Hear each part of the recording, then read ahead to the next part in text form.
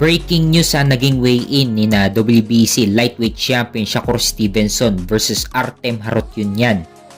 Tumimbang si Stevenson ng 134.1 pounds, samantalang si Artem naman ay tumimbang ng 134.8 pounds. So parehas pasok sa 135 pounds limit ng lightweight division. Kaya naman tuloy na ang laban nila bukas. Nakataya ang WBC lightweight title ni Shakur Stevenson. So inaasahan na ng karamihan na magiging boring at tatakbuhan lang ni Shakur Stevenson itong kalaban niya. Ito rin ang isa sa dahilan kung bakit ayaw ng ibang malalaking pangalan sa lightweight division na labanan si Shakur Stevenson dahil boring ang estilo ni Shakur Stevenson at dadaanin ka lang sa puntos.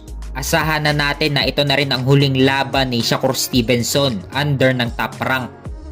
Pahayag ni Shakur Stevenson na hindi niya makuha ang laban kay WBA lightweight champion Tank Davis dahil may kontrata pa siya under ng top rank. Pero tignan natin kung makuha niya ang laban kay Tank Davis kapag free agent na si Shakur Stevenson.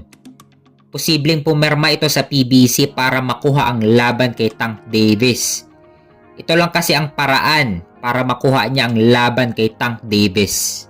Katulad sa ginawa ni Unified Welterweight Champion Terence Crawford. Umalis siya sa top rank para makuha ang laban kay Errol Spence. Posibleng ito rin ang gagawin ni Shakur Stevenson para makuha niya ang laban kay Tank Davis.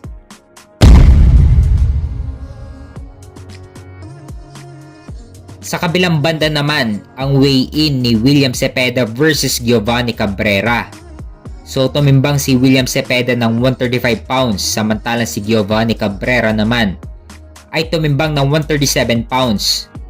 Ito yung nakalaban ni Pitbull Isaac Cruz kung saan nauwi sa split decision ang panalo ni Pitbull Cruz. At dahil wala namang titulong nakataya, kaya naman tuloy na tuloy pa rin ang laban nila bukas. Si William Zepeda ang mandatory sa 4 na major belts sa lightweight division. So siya ang next in line na mapapalaban sa major belt. Pero kailangan muna niyang maipanalo ang laban niya bukas para isang title shot na ang next fight niya.